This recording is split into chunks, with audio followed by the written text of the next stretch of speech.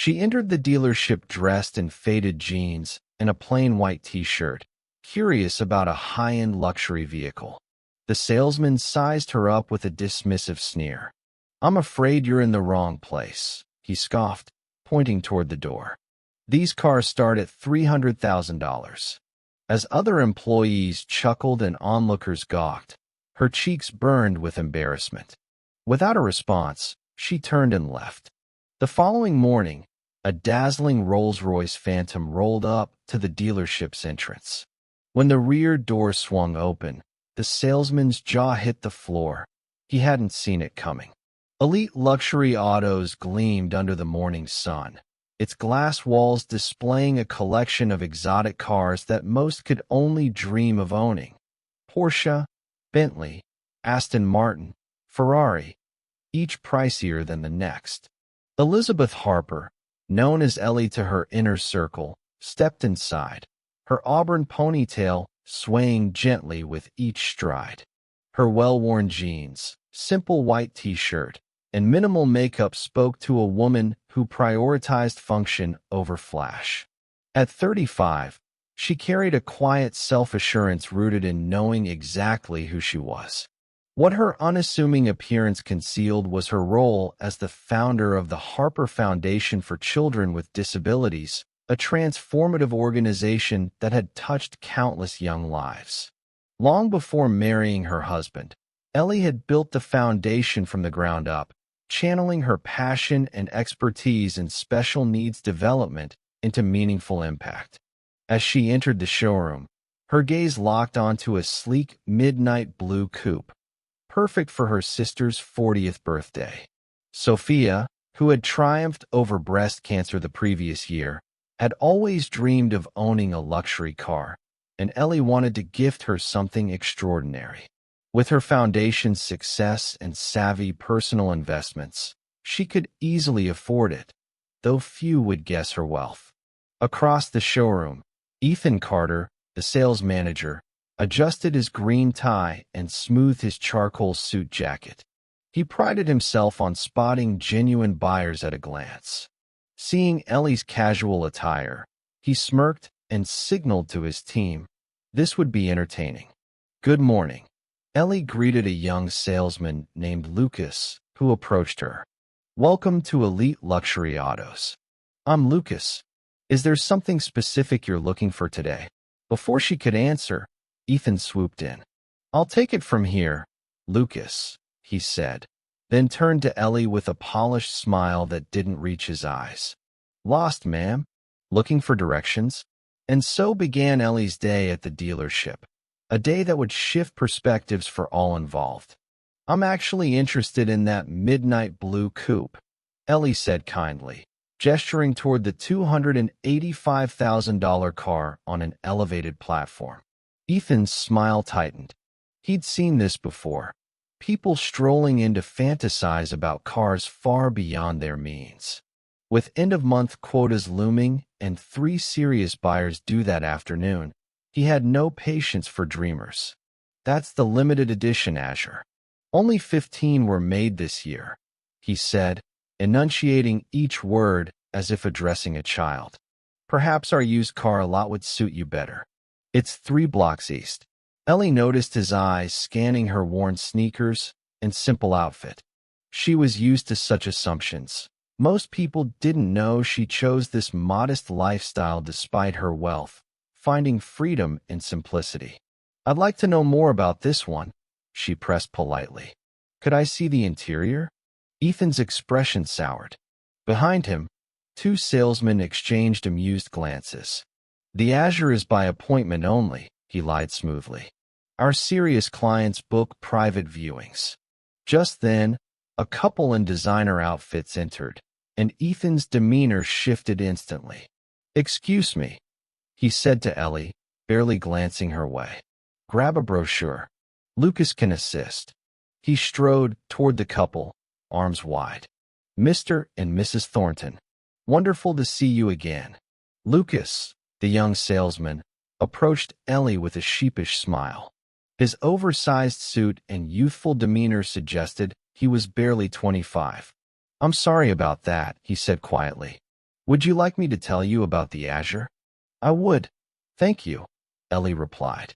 As Lucas eagerly detailed the car's features, Ellie noticed Ethan ushering the well-dressed couple straight to the Azure, opening its door with flair for Mrs. Thornton to sit inside. The same car he'd claimed was appointment only. That's okay, Ellie reassured the now awkward Lucas. I understand how this works.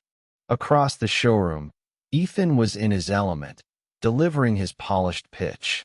This model has an 8-month waiting list, but I've reserved one for special clients. Mrs. Thornton caressed the leather interior. It's stunning, but I'm unsure about the color. We can explore custom options, Ethan assured her. Ellie approached quietly, standing just within earshot. Excuse me, she said. I was hoping to discuss purchasing this model. Ethan's face hardened. As I said, this car is being shown to these clients. He snapped, irritation barely concealed. Perhaps come back later or, as I suggested, check our used cars. The couple glanced uncomfortably between Ethan and Ellie. I'm specifically interested in this car, Ellie said calmly, for my sister's birthday next month. Ethan stepped away from the Thorntons, lowering his voice. Look, I get that people like to dream, but this is a business. That car costs more than most houses. I've been patient, but you're disrupting a real sale. Nearby customers paused to watch the tense exchange. Lucas lingered nervously nearby. I'm prepared to pay cash today, Ellie said, her composure unwavering. That's when Ethan's professionalism shattered. He laughed, a sharp, cruel sound that echoed through the showroom. Heads turned. A cash purchase? Really? His voice grew louder, meant to shame. This isn't a flea market. We're talking $250,000. People who can afford these cars don't dress like. He gestured dismissively at her clothes. Ellie felt her face flush, not from shame, but from a simmering anger, not for herself, but for anyone judged by their appearance. She'd faced this before, but it stung. I believe my money spends as well as anyone's, she said softly. Ethan leaned closer, towering over her. Let me be blunt. You're wasting my time and embarrassing yourself. Make an appointment for a serious discussion, dressed properly, or leave. The showroom fell silent. The Thorntons stepped back, uneasy. Is there an issue here? A new voice cut in. The dealership owner, Charles Bennett, drawn by the commotion. Ethan adjusted his tie. No issue, sir. Just clarifying that we operate by appointment for serious buyers. Charles surveyed the scene, noting Ellie's plain attire and the watching crowd. His expression sided with Ethan. I see, he said. Miss Harper, Ellie provided. Elizabeth Harper. Miss Harper, perhaps there's been a mix-up. Our clientele typically, well, they understand the exclusivity of our vehicles. I understand perfectly, Ellie replied, her voice steady despite the humiliation searing her chest. Your sales manager has made your policies very clear. Ethan stepped forward, his tone dripping with condescension. If you're truly interested, which I doubt, call for an appointment. But I'd suggest bringing proof of funds and dressing the part. These cars, he swept his arm across the showroom, are for a certain caliber of people. A murmur spread among the onlookers. Someone snickered. Ellie scanned the judgmental faces, Ethan's smug grin, and the owner's silent approval of his employees' behavior. She'd faced bias before, but rarely so openly, so publicly. I see, she said simply, her dignity intact but her spirit bruised. She turned and walked toward the exit. Behind her, Ethan's voice carried, not quite hushed. Some people don't know their place. As she stepped into the morning sunlight, Ellie pulled out her phone. The sting of humiliation lingered, but a determined smile curved her lips as she dialed. The Harper estate sprawled across 5 serene acres outside Boston, its understated elegance hiding the billions behind its ownership. William Harper, 41, preferred it that way. The tech innovator had revolutionized renewable energy storage, amassing a fortune while keeping a low profile. When Ellie entered his home office, William looked up from his desk, instantly setting his work aside. 15 years of marriage had honed his ability to read her expressions. Something was wrong. "What happened?" he asked, crossing the room to meet her. Ellie sank into a leather chair, the morning's events washing over her. "It was enlightening," she said with a wry smile that didn't reach her eyes. She recounted the dealership experience, the condescension, the humiliation, the overt discrimination. As she spoke, William's face darkened, but he listened silently, giving her space to process. "It's not about me," she finished. "I can walk away knowing the truth." But how many people face that treatment daily without the comfort of knowing they could afford what they're being denied? William nodded, moved as always by Ellie's empathy, even in her own pain. "So, what do you want to do?" he asked. "Part of me wants to let it go," she admitted, "to buy Sophia's gift elsewhere. But then I think of that young salesman, Lucas, who treated me kindly despite my appearance. And I think of everyone who faces that judgment without recourse." She met William's gaze. "They need to learn that worth isn't tied to appearances. But I don't want revenge, I want understanding." William nodded, a plan taking shape. "I might have an idea that achieves both. Nothing too drastic," Ellie cautioned, knowing her husband's protective streak. William chuckled. "Nothing so predictable as buying the dealership and firing everyone. But maybe," he leaned forward, eyes gleaming, "a lesson is in order." Together, they devised a plan, not for vengeance but for enlightenment, something to shift perspectives more effectively than punishment. "Are you sure you don't want to come?" William asked when they'd finalized the details. Ellie shook her head. "This isn't about me watching them squirm. It's about them learning to look beyond the surface." She paused, then smiled. "But I want a full report." As evening fell, William made several calls, setting the stage for the next morning, a day that would deliver a profound lesson in humility and the peril of assumptions, not just for Ethan Carter, but for all of elite luxury autos. If you're enjoying this story, hit that subscribe button and join our community of story lovers. Now, let's see what happens next. The next morning dawned with flawless weather. Ethan Carter strode into elite luxury autos with confidence, adjusting his signature green tie. The previous day's encounter with the casually dressed woman had become a humorous tale he'd shared over drinks with colleagues. Another dreamer who thought she belonged in their elite world. The showroom sparkled under strategic lighting, exotic cars positioned to maximize their allure. Ethan had just concluded the morning staff meeting, stressing the need to qualify customers efficiently. "Our time is precious," he'd told the team. "We serve a specific clientele. It's not elitism, it's business." Lucas, the young salesman, had stayed quiet, his unease obvious. Ethan noted to address his approach later.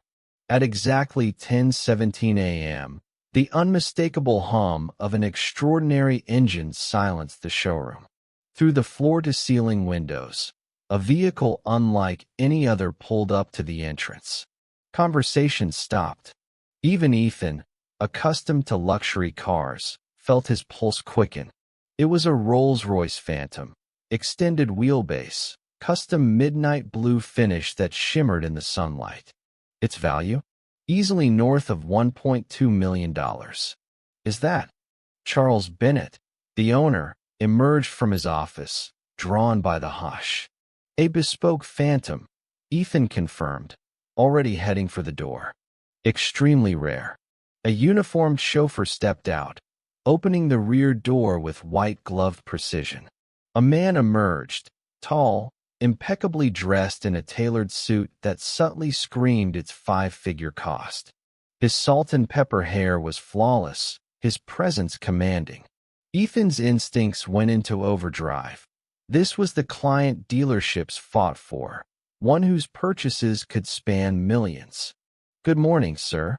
Welcome to Elite Luxury Autos," Ethan called, intercepting the visitor before anyone else could. "Ethan Carter, sales manager. It's an honor to have you here." The man regarded Ethan with a neutral expression, then offered a polite smile that didn't warm his eyes. "Nathaniel Harper," he said, extending a firm handshake. Ethan's mind raced. The name rang a faint bell, but the Rolls-Royce spoke louder than any recognition. "Mr. Harper, what brings you to our humble dealership? Perhaps I could show you our latest arrivals, a limited edition." Nathaniel raised a hand, cutting off Ethan's pitch. "I'm here about a specific vehicle. The Azure Coupe, midnight blue." Ethan's smile widened. "Excellent taste, sir. One of only 15 made this year. I'd be happy to show you." "It's right. I know where it is," Nathaniel interrupted calmly. "My wife was here yesterday, expressing interest in it." Ethan's smile held, but confusion flickered. "Your wife? I don't recall. Perhaps one of my team assisted her." Nathaniel's gaze cooled. "No, Mr. Carter. You assisted her. Or rather, you refused to. Elizabeth Harper. Jeans, white t-shirt. You suggested she'd be better suited to used cars." The color drained from Ethan's face as the pieces clicked. Behind him, Lucas gasped softly. "Mr. Harper, Ethan stammered, his usual polish deserting him. "There must be a misunderstanding. We welcome all customers." Charles Bennett approached, sensing trouble. "Is everything all right, Ethan?" Nathaniel turned to the owner. "Mr. Bennett, I presume?" "Charles Bennett, yes. Welcome to Elite Luxury Autos." "Thank you. I was just explaining that my wife visited yesterday to purchase the Azure Coupe as a gift for her sister. She was treated in a way I find concerning." Charles's expression shifted to concern. "I'm sorry to hear that. I was briefly involved in a conversation but didn't know the full details." Nathaniel nodded. "The details include your sales manager suggesting that people like her don't belong here, based solely on her attire." A small crowd had gathered, sales staff, support workers, a few customers. The showroom was silent. "Mr. Harper," Ethan began, desperation in his voice. "If there was any misunderstanding—" "It wasn't a misunderstanding," Lucas interjected, surprising even himself. All eyes turned to him. "Miss Harper was treated unfairly. She was polite, clear about wanting the Azure, and was dismissed because of her appearance." Ethan shot Lucas a venomous look, but the damage was done. Nathaniel turned to Charles. "You know, my wife founded and runs the Harper Foundation for Children with Disabilities. It's been her life's work since before we met. She's raised over $50 million for medical equipment and educational programs." He paused. "Ellie dresses simply because she values modesty, despite our wealth. It keeps her grounded with the families she serves. It's one of the many reasons I love her." Charles paled. "Mr. Harper, I assure you, this doesn't reflect our values. We pride ourselves on. Actions speak louder than mission statements." Nathaniel cut in. "Now about the Azure. I plan to buy it for my wife's sister, as Ellie intended. I was also considering a fleet replacement for our corporate vehicles, 7 in total, and updating my personal collection." Charles's eyes widened. A deal of that size would crush their quarterly goals. Ethan perked up, clinging to a shred of hope. "However," Nathaniel continued, "I'm questioning whether this is the right place for such a significant investment." The silence was deafening. Ethan looked ill. "Mr. Harper," Charles said urgently, "I can't apologize enough for this incident. Please, let us make this right." Nathaniel considered this. "Perhaps there's a way forward," he said. "But it's more than selling cars." "Anything," Charles replied. "The Harper Foundation is hosting a benefit gala next month, raising funds for an adaptive sports complex for children with disabilities. Ethan, he turned to the chastened sales manager. Your presence would be instructive. Ethan swallowed hard. Sir, not as a guest, Nathaniel clarified. As a volunteer. The foundation needs help with setup, assisting the children, seeing the work firsthand. The implication was clear. This was about learning, not just selling. Additionally, Nathaniel addressed Charles. The dealership might benefit from unconscious bias training. I know excellent consultants. Charles nodded vigorously. Absolutely, we'd welcome it. As for the vehicles, Nathaniel turned to Lucas. I'd like you to handle the paperwork, starting with the Azure for my sister-in-law. Lucas's eyes widened. Me? Thank you, sir. I'd be honored. Good, Nathaniel said. Now, shall we discuss the corporate fleet? As they moved to Charles's office, Nathaniel paused by the Azure, tracing its sleek lines. My wife has impeccable taste, doesn't she? Behind them, Ethan stood frozen, his world upended. He'd revealed his true character, not in how he treated those he deemed important, but in how he treated those he thought weren't. 1 month later, the Harper Foundation's benefit gala turned the Grand Boston Hotel into a celebration of hope. Children with disabilities and their families mingled with donors, doctors, and supporters. Near the entrance, Ethan Carter, dressed in an event staff uniform rather than his usual suit, guided guests and helped a young boy in a wheelchair named Oliver. The past month had transformed him. His volunteer work at the foundation began as a necessity to save his job, but something shifted. Seeing the children's daily challenges and their resilience changed him. Ellie Harper, elegant in a simple blue dress, approached. Despite knowing her identity now, Ethan was struck by her unpretentiousness. How's the experience, Ethan? She asked. He thought carefully. Humbling, he said. And necessary. Ellie nodded. Oliver seems fond of you, she said, nodding toward the boy in the wheelchair. He's teaching me adaptive basketball, Ethan admitted. Apparently, my form's terrible. Ellie laughed genuinely. Ethan's expression turned serious. Mrs. Harper, I've apologized formally, but I need to say it directly. I'm deeply sorry for how I treated you. There's no excuse. You're right. There isn't, she said without malice. The question is, what have you learned? That worth isn't about appearances, status, or possessions, he said. And everyone deserves respect until they prove otherwise, not the other way around. Good lessons, Ellie said. Costly ones, I imagine. Ethan nodded, thinking of the fleet deal the dealership lost when Nathaniel bought only the Azure. Worth every penny, he said sincerely. Nathaniel joined them, resting a hand on Ellie's shoulder. Ethan was sharing his insights, Ellie said. Nathaniel nodded. I hear you're involved with the adaptive sports program. Yes, sir. I've signed up to keep volunteering after my required time. Ethan hesitated, then added, and I'm working with Mr. Bennett to overhaul our customer approach at the dealership. No more judging by appearance. I'm glad, Nathaniel said, then surprised Ethan. Which reminds me, that corporate fleet. We're still in the market. Perhaps you could handle it. Lucas speaks highly of your mentorship. Ethan's shock gave way to gratitude. I'd be honored, Mr. Harper. Truly. Later, as the gala wound down, Ethan watched Ellie and Nathaniel connect authentically with each child and family, not flaunting their wealth, but building genuine bonds. A month ago, he'd have dismissed Ellie based on her genes. Now, he saw that true value ran deeper than luxury cars or designer suits. As Ethan helped Oliver back into his wheelchair after a photo, the boy grinned. You're pretty cool for a grown-up, Mr. Ethan. Ethan smiled. Coming from you, Oliver, that's the best compliment I've had in a long time. And he meant it. We all judge by appearances, don't we?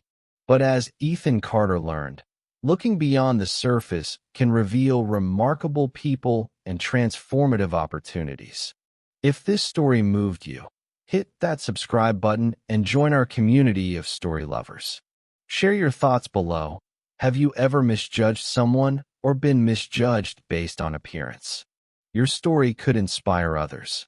True wealth isn't about your bank account. It's how you treat others when you think no one important is watching. See you in our next story, where another powerful lesson awaits.